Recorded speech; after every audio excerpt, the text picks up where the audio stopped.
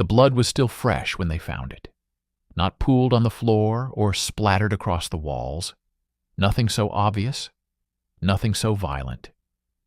Just 3 small drops on the corner of a leather-bound grade book, dark against the tan cover, already beginning to oxidize into rust-brown stains. The school principal, Margaret Chen, stood in the doorway of room 214 that Tuesday morning, staring at the book on the otherwise immaculate desk, and felt her stomach turn. In 17 years of running Jefferson High School in the small Oregon town of Hillsdale, she had dealt with teenage pregnancies, drug overdoses, suicide attempts, and one memorable incident involving a chemistry lab fire. But she had never walked into a teacher's classroom to find evidence that something had gone terribly, inexplicably wrong, and no teacher to explain it. Ellen Collins was missing, and the grade book on her desk told a story that made no sense at all. Margaret had received the first call at 7:42 that morning from Deborah Hart, the school secretary, whose voice carried an edge of panic that immediately put Margaret on alert. Ellen Collins hadn't shown up for homeroom. No phone call, no email, no substitute request filed. In 23 years of teaching at Jefferson High, Ellen had never missed a day without notice. She was the teacher who came in with pneumonia, who worked through migraines, who once taught an entire week with a broken foot rather than leave her students with a substitute. By 8:15, when Ellen's first period class arrived to find their classroom locked and dark, Margaret knew something was seriously wrong. She retrieved the master key from her office and unlocked room 214, telling the confused students to report to the library for a study period. Then she stepped inside Ellen's classroom alone and closed the door behind her. The room was exactly as Ellen always kept it: orderly, thoughtful, designed for learning. Student artwork covered one wall, creative interpretations of scenes from To Kill a Mockingbird and The Great Gatsby. A bookshelf held classroom sets of novels, spines creased from years of use. The whiteboard still displayed yesterday's lesson notes in Ellen's neat handwriting. Narrative voice: whose story gets told, whose story gets silenced. But the desk was wrong. The desk was all wrong.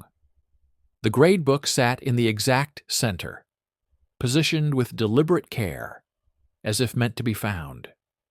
Next to it was a single sheet of paper, folded once. No other papers, no lesson plans, no coffee mug, no framed photo of Ellen's golden retriever that usually occupied the corner of her desk. Everything else had been cleared away. Margaret approached slowly, her shoes silent on the industrial carpet. She could see the blood drops more clearly now, 3 of them, roughly circular, each about the size of a pencil eraser, fresh enough that they hadn't fully dried. She pulled out her phone and took a photo, her hand steadier than she felt. Then she opened the grade book. The page was dated October 15th, 2009. Third period, Junior English. 43 names listed in alphabetical order, just as they appeared in every other entry from the past 2 months of the school year. But instead of the usual mix of A's, B's, and C's that Ellen's students typically received, there was a column of identical marks down the entire page. F, F, F, F, F, 43 students, 43 failing grades, all recorded on the same day, all for the same assignment: personal narrative essay. Margaret felt a cold prickling at the base of her neck. This wasn't possible. Ellen Collins didn't fail entire classes. She was known for her patience, her ability to work with struggling students, her insistence that everyone could succeed if given the right support. Last year, her junior English classes had the highest pass rate in the district. The year before that, 3 of her students had won regional writing competitions. Something catastrophic would have had to happen for her to fail 43 students in a single assignment. And even then, Ellen would have documented it, would have called parents, would have brought concerns to the administration. She followed procedures. She communicated. She never ever disappeared without explanation. Margaret's hand trembled slightly as she reached for the folded paper next to the gradebook. She opened it and saw Ellen's handwriting, the same careful script from the whiteboard, from years of assignment feedback, from notes sent home to parents. I cannot give these students passing grades for essays about failing systems. They deserve better than what they've been given. I cannot be complicit in their silence anymore. Forgive me. That was all. No signature, no date, no further explanation. Just those 3 sentences that raised more questions than they answered. Margaret read it 3 times, trying to extract meaning from words that seemed to slip away from understanding. Essays about failing systems. What systems? The school system? The grading system? Something else? I cannot be complicit in their silence. Silence about what? And most disturbing of all, forgive me. Forgive her for what? Margaret pulled out her phone again and called Ellen's cell. It went straight to voicemail. Ellen's calm, professional voice, asking callers to leave a message. Margaret hung up and tried Ellen's home number. It rang 6 times before going to an answering machine with the same message.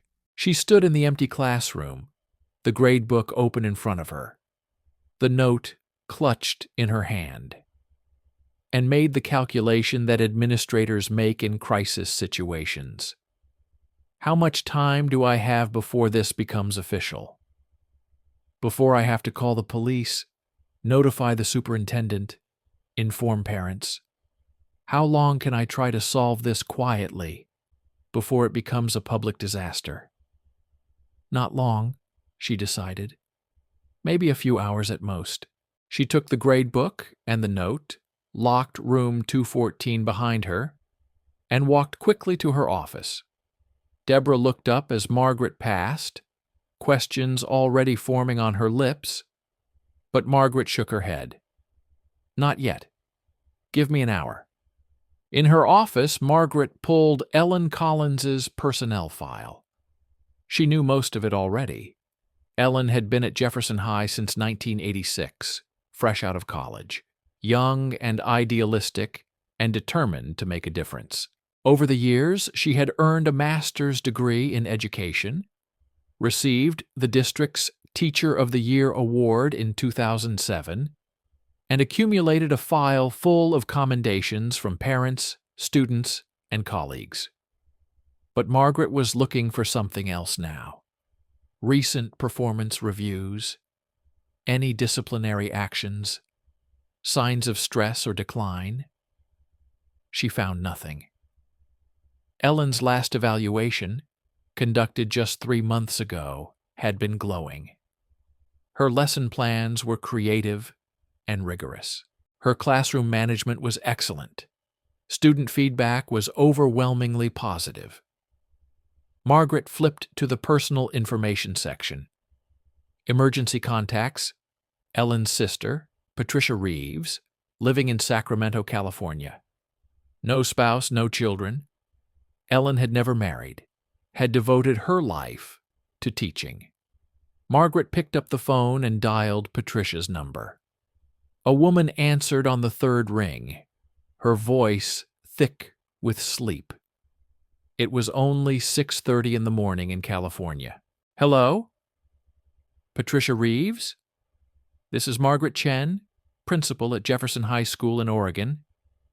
I'm calling about your sister, Ellen. There was a sharp intake of breath. Is she okay? What happened? That's what I'm trying to determine. When was the last time you spoke with Ellen? A pause. Maybe 2 weeks ago. We talked on the phone. She seemed fine, tired, but she always sounds tired during the school year. Why? What's going on? She didn't show up for work today. She left some materials in her classroom that are concerning. I was hoping you might know where she is or if she mentioned anything to you about taking time off. No, nothing. Ellen doesn't miss work. Ever. Patricia's voice was fully alert now, sharp, with worry. What kind of materials?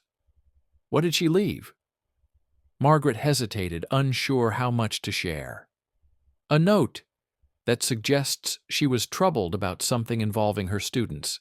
Did she mention any problems at school? Any issues she was dealing with? Patricia paused, and Margaret heard the sound of movement, as if she was getting out of bed, pacing. She's been different lately. The last few times we talked, she sounded, distant, preoccupied. I asked if she was okay, and she said she was fine, just busy with the school year starting up again. But there was something in her voice, like she was carrying something heavy and didn't want to talk about it. Did she mention any specific students? Any family situations she was worried about? Ellen never talks about specific students by name. Privacy rules, you know. But she's always worried about her kids. That's who she is. She sees the ones who are struggling and she can't help but try to fix everything. Patricia's voice cracked slightly. You need to find her. Please. This isn't like her. If she left without telling anyone, something is really wrong. Margaret promised to call as soon as she knew anything more. She hung up and sat at her desk, staring at the grade book, at the neat column of F's, at the 3 drops of blood that had been there when she'd found it. Her phone buzzed. A text from Tom Brennan, the school resource officer, the police liaison assigned to Jefferson High. Need to talk to you. Now. It's about Ellen Collins. Margaret's chest tightened. She texted back, "My office, 5 minutes." While she waited, she did something she knew she probably shouldn't do. She opened Ellen's grade book to earlier entries, looking for patterns, for clues. The students in 3rd period junior English were typical juniors, a mix of college-bound kids, and those just trying to get through, athletes and artists, honor students and struggling readers. Nothing stood out as unusual. But then Margaret noticed something. Over the past 6 weeks, Ellen had assigned more writing than usual.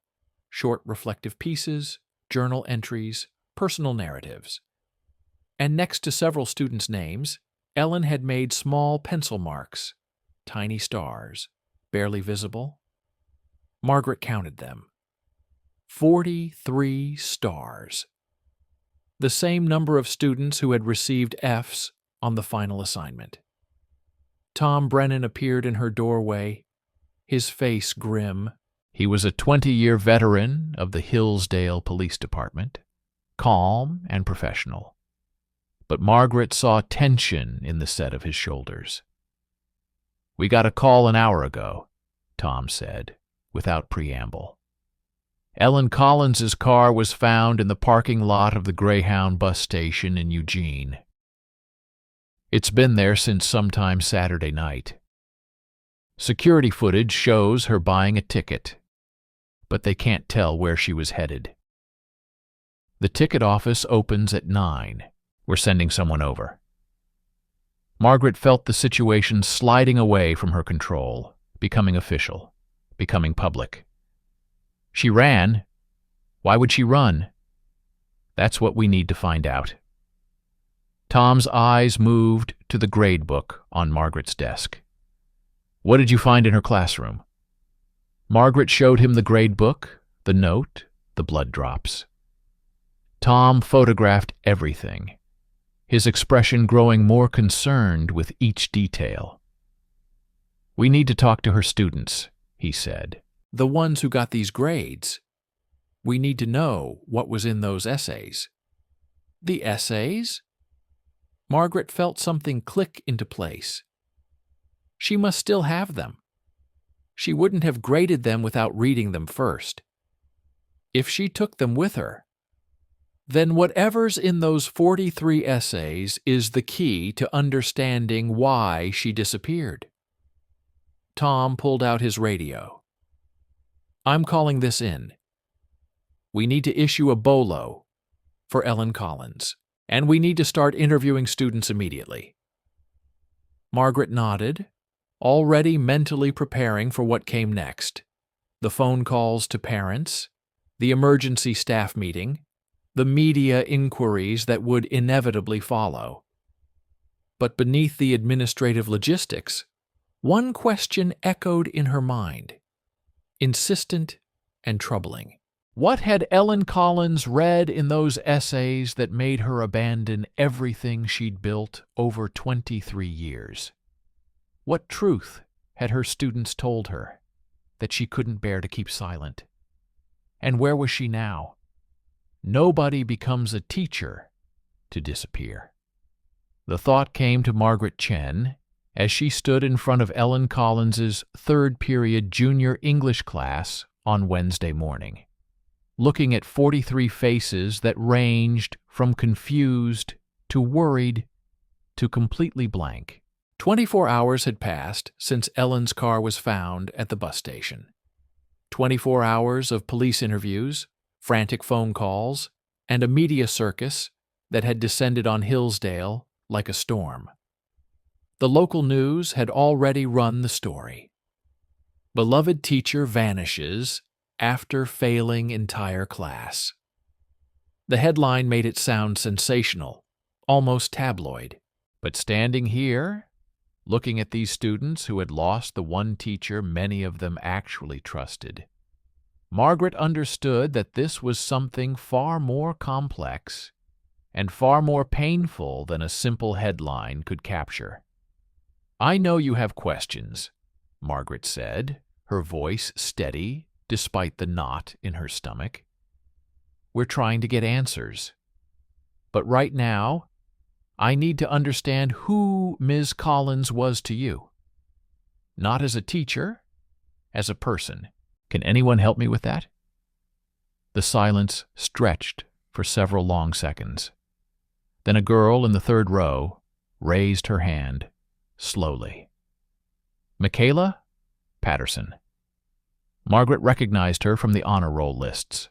Quiet, serious, always in the library during lunch. She was the only one who listened, Michaela said softly. Like, actually listened. Not just waiting for you to stop talking so she could tell you what to do. She heard you. A murmur of agreement rippled through the classroom. Margaret felt something tighten in her chest. She had known Ellen was a good teacher. The awards and evaluations proved that. But this was something different. This was personal. When did you first notice Ms. Collins? Margaret asked. What made her different? Another hand went up. Marcus Thompson, basketball player, popular kid. She noticed us first, he said. Like, really saw us. You know how most teachers look at you, but they're really just checking if you're behaving or whatever? Ms. Collins looked at you and saw, I don't know, the stuff you weren't saying. Margaret pulled up a chair and sat down, abandoning the formal administrative posture. If she was going to understand what happened, she needed these students to talk to her the way they had talked to Ellen. "Tell me about her," she said. "From the beginning." Ellen Marie Collins was born in 1957 in rural Idaho, the youngest of 5 children in a family that survived on a logger's wages and garden vegetables. Her father, Robert Collins, worked brutal hours in the timber industry. Her mother, Sarah, took in sewing and ironing to make ends meet. Money was always tight. Books were a luxury the family couldn't afford. But Ellen's second-grade teacher, Mrs. Dorothy Kimball, noticed something in the quiet girl who borrowed books from the classroom library and returned them with careful notes tucked inside. Drawings, questions, observations, written in wobbly cursive. Mrs. Kimball started giving Ellen books to keep, used paperbacks, library discards, volumes from her own shelves that she knew she'd never read again. It changed Ellen's life. By high school, Ellen was working 3 part-time jobs: babysitting, cleaning houses, shelving books at the town library, saving every penny for college. She was the first person in her family to graduate high school with honors, the first to apply to college, the first to leave Idaho. She earned a scholarship to Oregon State University and studied English literature with a minor in education. Her professors remembered her as determined, deeply empathetic, and fiercely protective of students who struggled. She tutored for free. She organized study groups. She helped other first-generation college students navigate a system that seemed designed to exclude them. When she graduated in 1980, she had job offers from several schools. She chose Jefferson High in Hillsdale because it reminded her of where she came from. A small town, working-class families, kids who didn't always see a clear path forward. She wanted to be for them what Mrs. Kimball had been for her. Someone who noticed, someone who cared, someone who opened doors. "She bought me books," said Jessica Ramirez, a thin girl in the back row who hadn't spoken yet. Her voice was barely above a whisper.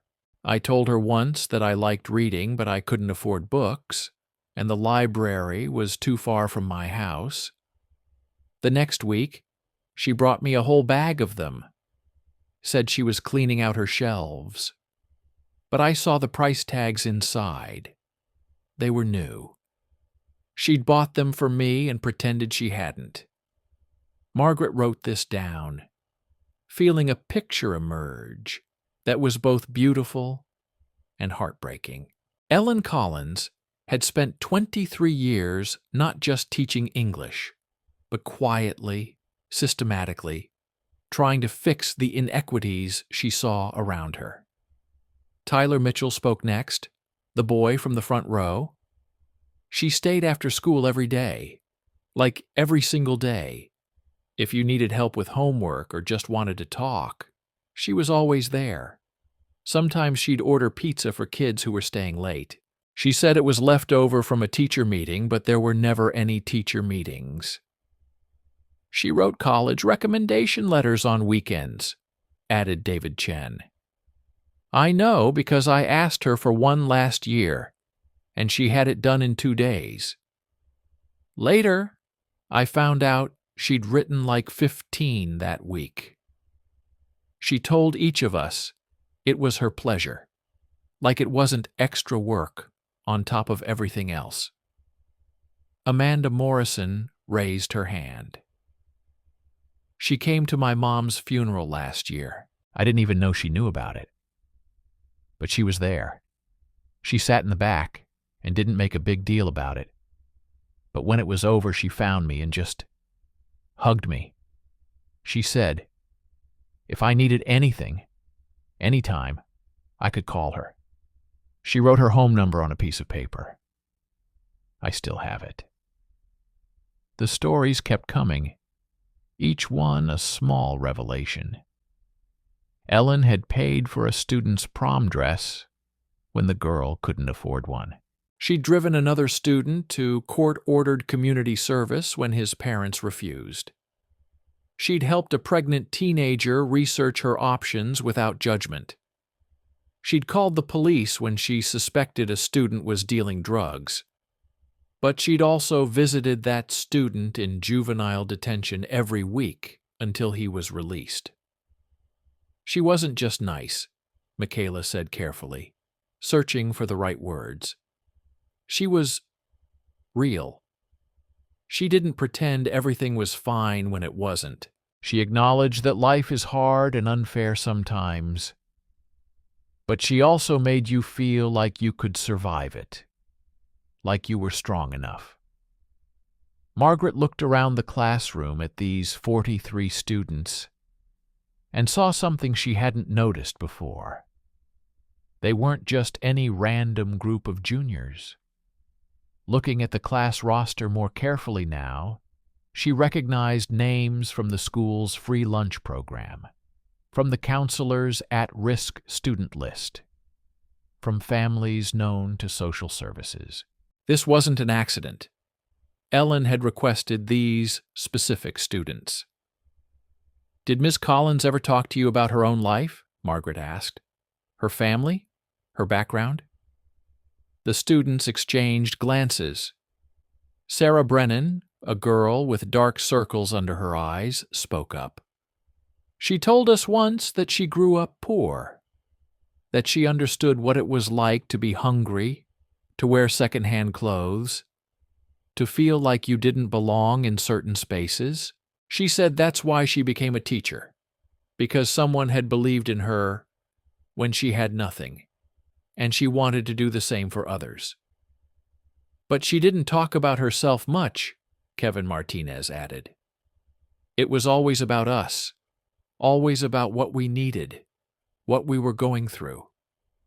Looking back, I don't think I ever asked her how she was doing. I just assumed she was fine because she was always so strong for us.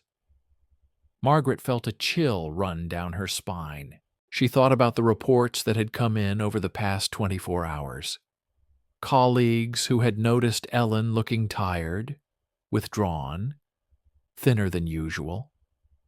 The school nurse who had seen her in the bathroom once, washing blood from a small cut on her hand, and commented that Ellen seemed to be losing weight. Ellen had brushed it off, said she was just busy, stressed with the new school year. But what if it was more than that?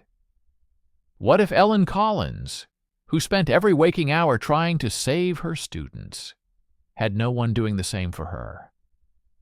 Tom Brennan appeared in the doorway and caught Margaret's eye. She excused herself and stepped into the hallway. "We found something," Tom said quietly. "Ellen's sister gave us permission to check her apartment.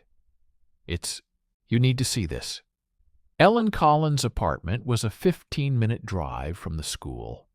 A modest one-bedroom in an older building where rent was cheap and neighbors minded their own business. Margaret stood in the doorway with Tom, taking in a space that told the story of a life lived almost entirely for others. The living room was small and sparse, a worn couch, a coffee table stacked with student papers, a bookshelf overflowing with novels and teaching materials. The kitchen was clean but clearly underused. The refrigerator contained mostly condiments and a half-empty carton of milk that had expired 2 weeks ago. But it was the dining room table that made Margaret's breath catch. Covering every inch of the surface were documents, printed articles about child abuse statistics, handwritten notes on domestic violence resources, phone numbers for social services, legal aid organizations, women's shelters, A map of Oregon with locations circled in red pen, and in the center of it all a stack of 43 manila folders, each one labeled with a student's name. Tom opened one carefully. Inside was a typed document, detailed, methodical, devastating. It outlined a student's home situation, patterns of suspected abuse or neglect, specific incidents with dates and observations. It cited physical evidence Ellen had noticed: bruises, weight loss, changes in behavior. It included quotes from the student's essay, carefully documented without revealing the student's identity. And at the bottom was a list of recommended interventions and the contact information for relevant social services. She made one for each student, Tom said quietly. 43 complete case files. This must have taken her days, maybe weeks. Margaret picked up another folder, then another. Each one was the same, thoroughly researched, carefully documented, written with the precision of someone who knew exactly what they were doing and why. She wasn't running away, Margaret said, the realization hitting her like a physical blow. She was running toward something. She was trying to save them. Tom nodded grimly. The question is, what was she willing to sacrifice to do it? On the kitchen counter, Margaret spotted one more piece of paper. A handwritten list titled, "What I'm Losing." Below it, Ellen had written, "My job, my reputation, my safety, possibly my freedom." And below that, in different ink, as if added later, "Worth it." Margaret looked around the apartment one more time. This space where a woman had lived alone, worked alone, made an impossible decision alone. And she understood finally why Ellen Collins had disappeared. Some truths are too dangerous to tell from inside the system. Some battles can only be fought from the outside. The essays sat in a cardboard box on her kitchen table for 3 days before she could bring herself to open it. Ellen Collins had been teaching English for 23 years. She had read thousands of student essays about summer vacations, favorite books, historical figures, personal heroes. She had graded them with red pen, offered gentle corrections, written encouraging notes in the margins. But she had never, in all those years, given an assignment quite like this one.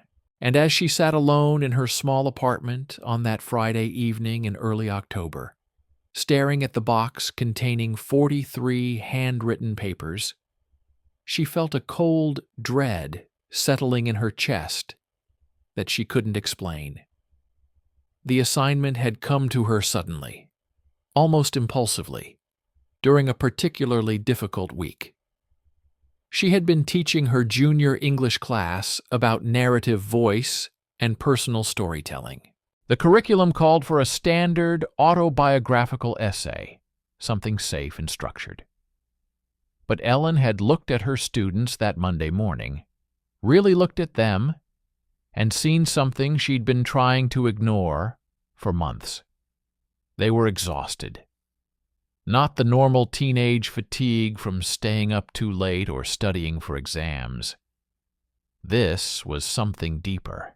It showed in the way they held themselves, the way they flinched at sudden sounds, the way some of them stared at nothing during class discussions. She had seen bruises poorly covered with makeup. She had noticed students who wore the same clothes 3 days in a row. She had watched others devour their free lunch as if they hadn't eaten in days. She had mentioned her concerns to the school counselor twice. Both times she'd been told the same thing. We can't investigate without evidence.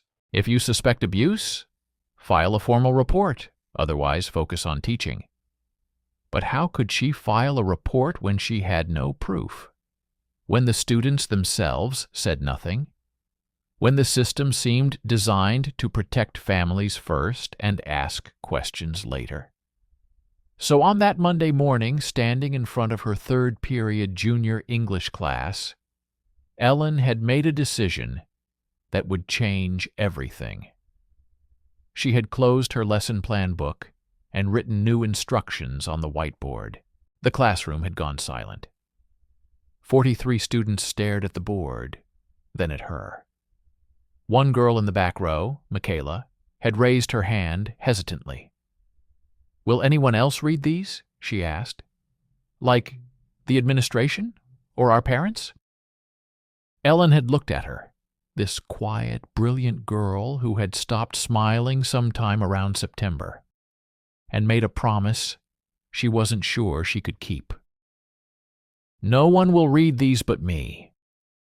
I promise you, this is a safe space."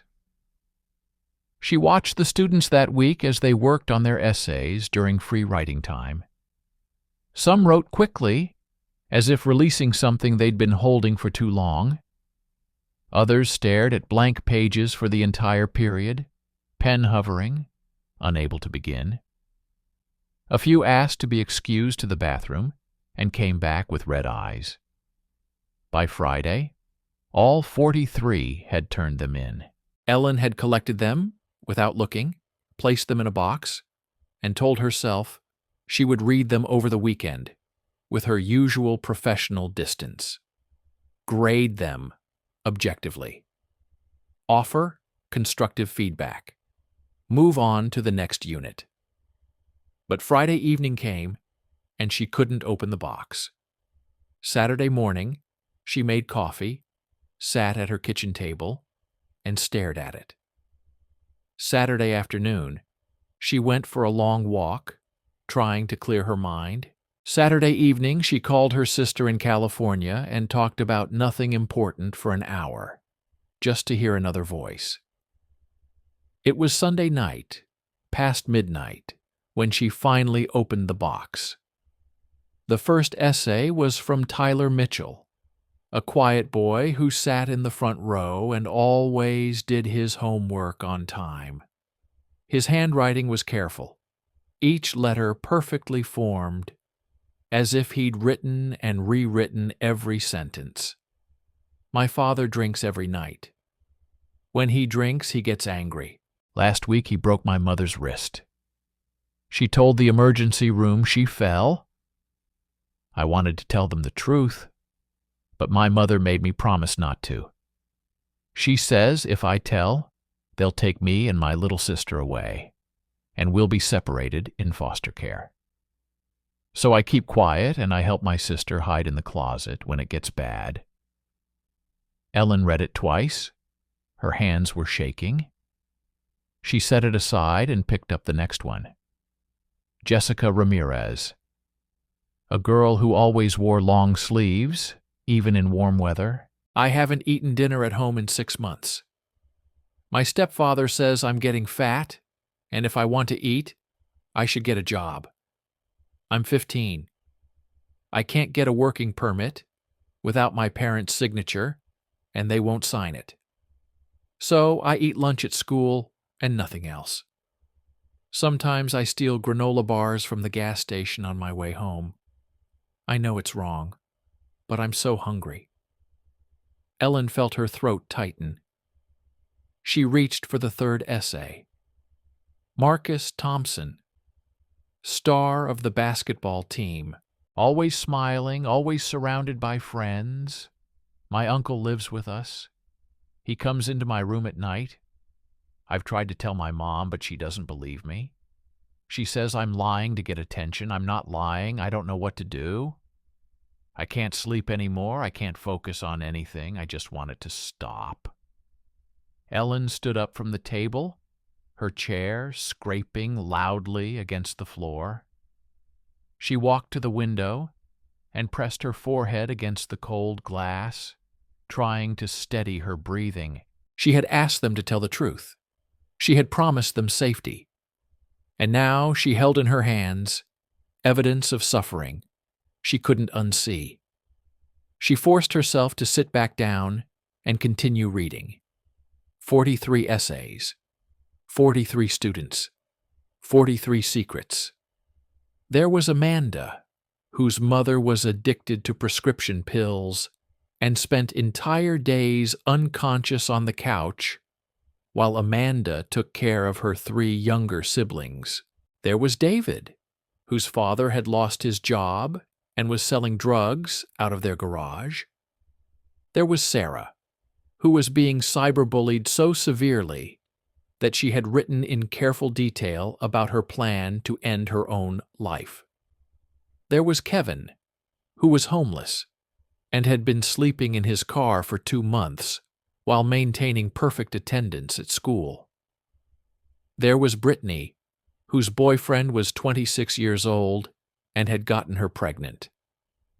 She was terrified and didn't know who to tell. There was James, who identified as transgender, but whose parents had threatened to kick him out if he ever mentioned it again. Each essay was a window into a private hell. Each one described a child trying to survive in circumstances that no child should have to endure. And each one ended the same way, with a desperate, unspoken question. What happens now? Ellen read through the night. By the time she finished the last essay, dawn was breaking outside her window. She sat in the pale morning light, surrounded by papers, her face wet with tears she hadn't realized she'd been crying. She thought about the promise she had made. This will remain completely confidential. She thought about the trust these students had placed in her. Many of them had never told anyone what they'd written. They had given her their truth because she had asked for it, because she had promised it would be safe. But what did safe mean when a child was being abused, when a teenager was starving, when a student was contemplating suicide? Was it safe to keep these secrets? Or was it the most dangerous thing she could possibly do? She knew the legal answer. As a mandated reporter, she was required by law to report suspected abuse or neglect. She had taken training on this. She had signed documents acknowledging her responsibility. If she didn't report what she now knew, she could face legal consequences. But she also knew the practical answer. If she reported these cases individually, what would happen? The students would be questioned. Their families would be investigated. Some might be removed from their homes. Others would face retaliation from the very people who were hurting them. The investigations would be slow, bureaucratic, invasive. Many cases would be dismissed for lack of evidence. The students who had trusted her would feel betrayed. And yet if she did nothing, what did that make her? Ellen spent that Sunday reading and rereading the essays. She made notes. She looked up statistics on child abuse, domestic violence, food insecurity, teen suicide. She called the Child Protective Services hotline and hung up 3 times before anyone answered, trying to figure out what she could say, how she could help without breaking her promise. By Monday morning, she had made her decision. It was not the decision the school would have wanted her to make. It was not the decision that followed protocol or protected her career. But it was the only decision she could live with. She went to her classroom early, before any students arrived. She opened her grade book and, in neat handwriting, recorded 43 F grades for the essay assignment. Not because the essays were poorly written. Many of them were the most honest, powerful pieces of writing she had ever read from high school students. But because she needed a record, a permanent mark in the official documentation. Something that would raise questions if anyone looked closely enough. Then she wrote a note and left it on her desk next to the gradebook. I cannot give these students passing grades for essays about failing systems. They deserve better than what they've been given. I cannot be complicit in their silence anymore. Forgive me. She didn't go to school that day. She didn't call in sick. She simply didn't show up. Because she had work to do that couldn't wait for permission or approval. Work that would cost her everything she had built over 23 years. Work that would save lives. And she was finally, terribly, ready to do it. They found her on the 8th day, in a place where broken people go to rebuild. The Safe Haven Women's Shelter in Ashland, Oregon, 200 miles south of Hillsdale, was a nondescript brick building behind a church, its location deliberately unlisted, its entrance unmarked. Detective Sarah Reeves of the Hillsdale Police Department stood outside on a gray Thursday morning, listening to rain drum against her umbrella, and wondered if Ellen Collins had chosen this place strategically, or if she'd simply run until she couldn't run anymore. Either way, the woman inside had triggered the largest child welfare investigation in the county's history, destroyed her own career, and potentially saved dozens of lives. And she had done it all in less than a week. Sarah knocked on the reinforced steel door. A young woman with tired eyes and a name tag that read, Maria Counselor, opened it a crack, keeping the security chain engaged. I'm Detective Reeves, Hillsdale PD. Sarah held up her badge. I'm looking for Ellen Collins. I know she's here. I'm not here to arrest her. I just need to talk. Maria's expression didn't change. We don't confirm or deny who's staying here. Privacy protection. I understand, but Ellen called the Child Protective Services hotline 43 times in 3 days. She filed formal reports on 43 separate cases of suspected child abuse or neglect. Every single one of those reports is being investigated right now. Children are being removed from dangerous homes because of information she provided. She's not in trouble. She's a hero. But we need to understand what happened. We need her testimony to make these cases stick.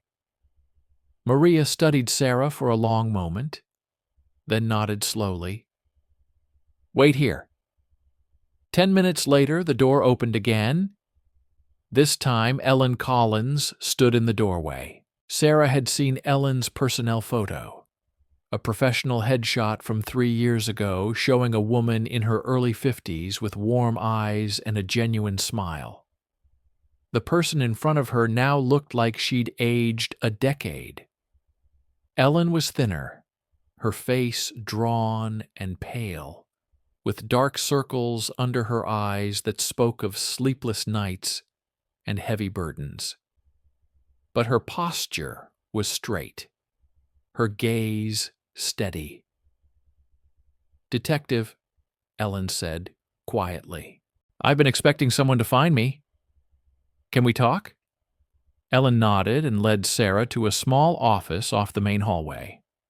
The room was sparse, a desk, 2 chairs, a filing cabinet. Ellen sat down with the careful movements of someone who was physically and emotionally exhausted. I know what you're going to ask, Ellen said, before Sarah could speak. Why I didn't go through proper channels. Why I didn't file reports through the school. Why I disappeared instead of facing the consequences of what I did. Sarah pulled out a notebook, but didn't open it yet. Actually, I want to know what happened after you read those essays. Walk me through it. From the beginning. Ellen was silent for a moment, her hands clasped tightly in her lap. Then she began to speak. I finished reading the essays on Sunday night. By Monday morning, I knew I couldn't go back to teaching and pretend I hadn't seen what I'd seen. I couldn't stand in front of those students and discuss metaphors and thesis statements while knowing that some of them were being raped, that some of them were starving, that some of them were planning to kill themselves. Ellen's voice was steady, clinical almost, as if she'd rehearsed this explanation many times in her head. I called the CPS hotline at 6 a.m. on Monday. I told them I was a mandated reporter with credible evidence of child abuse. They said I needed to file individual reports for each case. So I did. I spent 8 hours on the phone that day, going through intake procedures, answering questions, providing details from the essays without revealing that the information came from a school assignment. She looked at Sarah directly. Do you know what they told me?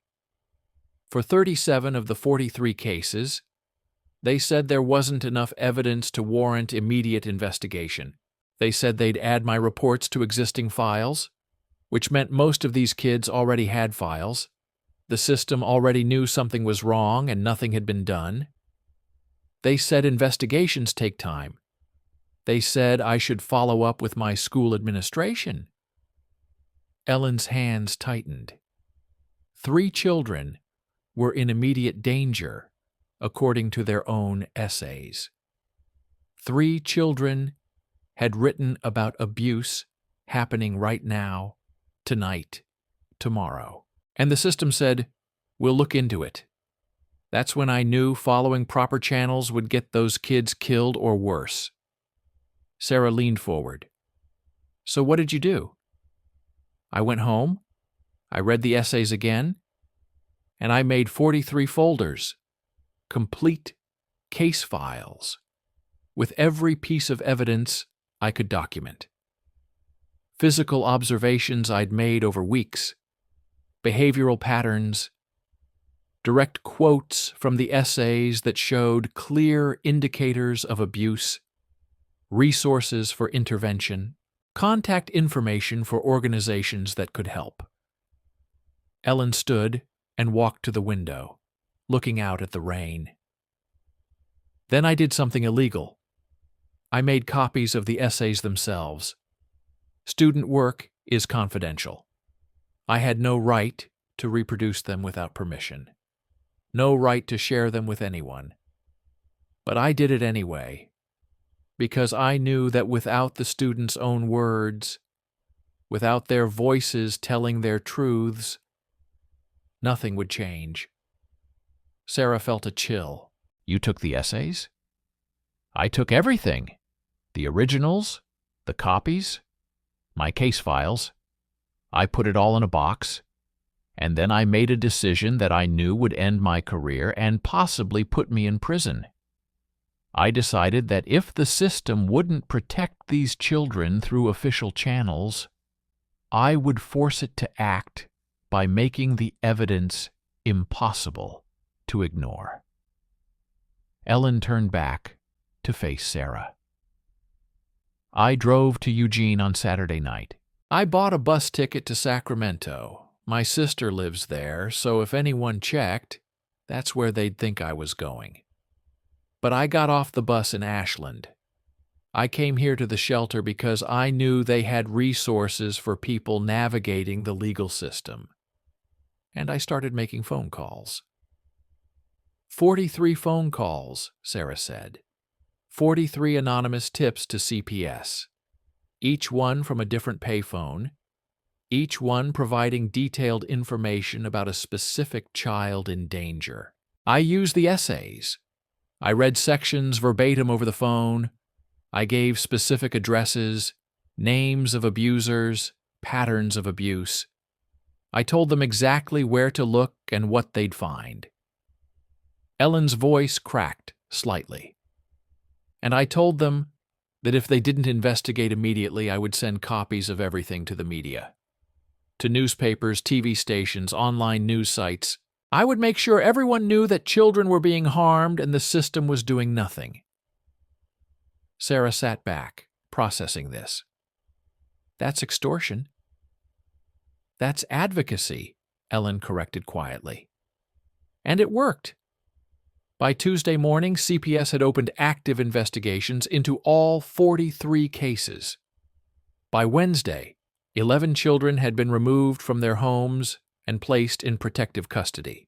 By this morning, 8 parents or guardians had been arrested on charges ranging from child endangerment to sexual assault. She met Sarah's eyes. I broke laws. I violated student privacy.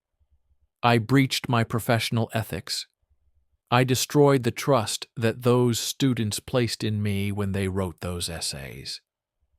I know that. I accept the consequences. But those children are alive, and they're safe, and they're getting help.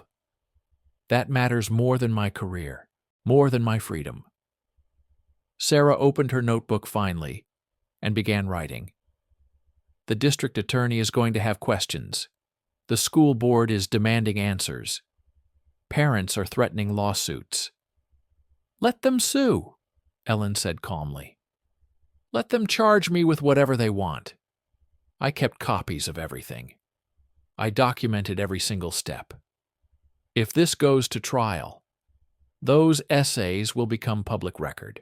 Every parent who enabled abuse, every system that failed to act, every institution that prioritized protocol over children's lives, it will all be exposed. You planned this, Sarah said, realization dawning. From the beginning, the assignment, the essays, the documentation, you knew exactly what you were doing. Ellen nodded slowly. I've been teaching for 23 years. I've watched the system fail children over and over. I've filed reports that went nowhere. I've called hotlines that did nothing. I've sat in meetings where administrators talked about liability and optics instead of kids who were suffering. I was complicit in that failure every single day I stayed silent. She sat back down, her shoulders sagging slightly. This year, I looked at my third period class, and I saw myself at their age, poor, struggling, invisible to people who had the power to help. And I thought, what if someone had asked me to tell the truth when I was 16? What if someone had actually listened? So you gave them permission to speak, Sarah said softly. I gave them a chance to be heard.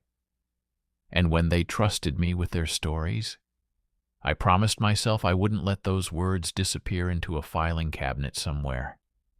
I would make sure someone listened, even if it cost me everything. Sarah closed her notebook. Outside, the rain had stopped, leaving the morning gray and quiet. What happens now? Ellen asked. Now you come back to Hillsdale. You talk to the DA, you talk to the school board, you answer their questions. You face whatever consequences they decide to pursue. And the students? 17 families are receiving support services. 8 children are in foster care. 3 teenagers are in residential treatment facilities getting the help they need. The rest are being monitored closely. There's still a long road ahead, but they're not invisible anymore. Ellen nodded, blinking back tears. That's all I wanted. For someone to see them. They saw you too, Sarah said gently. I interviewed your students, all 43 of them. Do you know what they said? Every single one said the same thing. Ms. Collins saved my life. Not because you were a perfect teacher, because you chose them over the system. You chose their truth over your safety. Ellen wiped her eyes. I didn't give them a choice. I promised confidentiality, and then I broke that promise. They'll never trust a teacher again. You're wrong. Sarah pulled out her phone and showed Ellen something, a petition on change.org titled, Reinstate Ellen Collins. Ellen stared at the screen.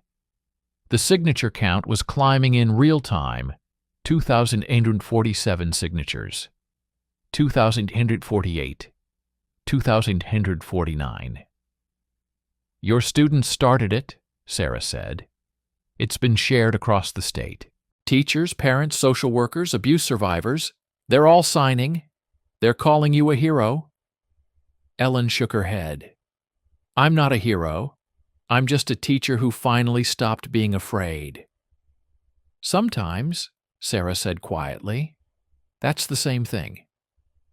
3 months later, Ellen Collins stood in a county courtroom wearing a simple gray suit, her hands folded in front of her, as the judge read the verdict. On the charge of unlawful disclosure of student records, guilty. The courtroom was packed. 43 teenagers sat in the front rows, their presence a silent testimony.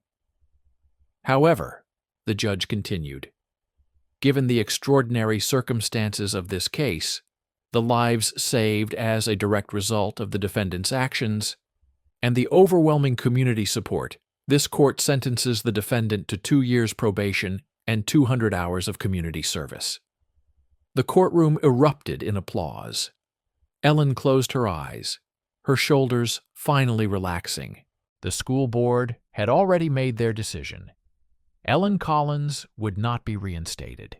Her teaching license was permanently revoked. But 2 months later, a nonprofit organization called Second Chances, dedicated to supporting at-risk youth, hired her as their education director. 23 of the 43 students graduated high school. 17 went to college. 4 became teachers. 1 became a social worker. His name was Marcus Thompson, and in his college application essay, he wrote, Ms. Collins taught me that sometimes the most important lesson is knowing when to break the rules. She showed me that one person, acting with courage, can change everything. I want to spend my life doing the same. Ellen kept that essay in a frame on her desk, right next to the 43 others, the ones that had cost her everything and given her students their lives back, the ones that proved, finally and forever, that some truths are worth telling, no matter the cost.